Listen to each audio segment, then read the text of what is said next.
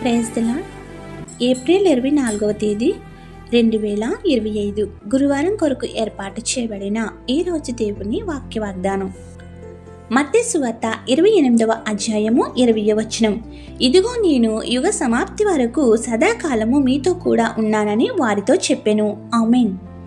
ప్రియమైన దేవుని జనాంగమా, దేవుని కుమారుడైన యేసుక్రీస్తు సదాకాలము నేను మీతో కూడా ఉంటానని వాగ్దానం ఇస్తున్నాడు.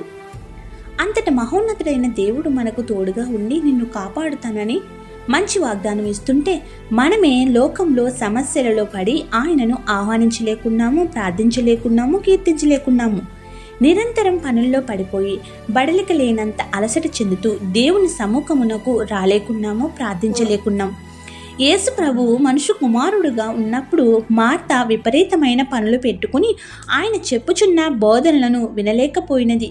పైగా యేసయ్య నాకు సహాయమునకు పంపించవచ్చు కదా అని అడిగినది. అందుకు ఆయన, నీవు పనులు పెట్టుకుని తీరిక లేకుండా చేసుకుంటున్నావు. మరి అయితే తీరిక చేసుకుని సువార్త పరిచర్య వినడానికి సిద్ధమయ్యెను. ఈమె చేయుచున్నది సరైనది అని తెలిపి, ఎప్పుడు ఏది అవసరమో అదే సమయంలో చెయ్యాలని ఉద్బోధించారు. ఆయన వచ్చిన పని సువార్తనే, ఆత్మీయ ఆహారం అందించడానికి. మార్త చేసే పని శారీరకమైన ఆహారం వడ్డించడానికి.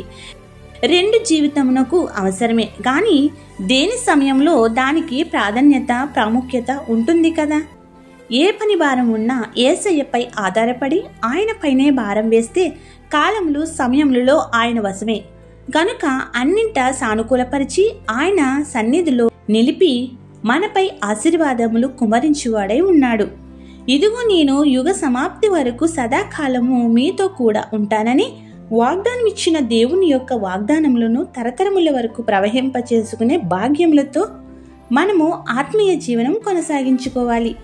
అంతటి విశ్వాసంలో జీవిత కాలమంతయు మనం నడుచుకొనగలిగితే తరతరముల వరకు మనల్ని ఆశీర్వాద కారణంగా చేసి నూరంతల ఫలమిచ్చి నింపువాడు సర్వశక్తుడైన దేవుడు. కావున యుగ సమాప్తి వరకు తరతరముల వరకు నివాస స్థలముగా ఉంటానన్న త్రియేక దేవుని దీవెనలు మన ఎల్లరిపై వర్షింపచేసి వర్ధిల్ల చెయ్యునుగాక. ఆమేన్. ఇట్లు దేవుని సువార్త పరిచర్యలో మీ సహోదరి. ఆమేన్. God bless you. అందరికీ మరణాత.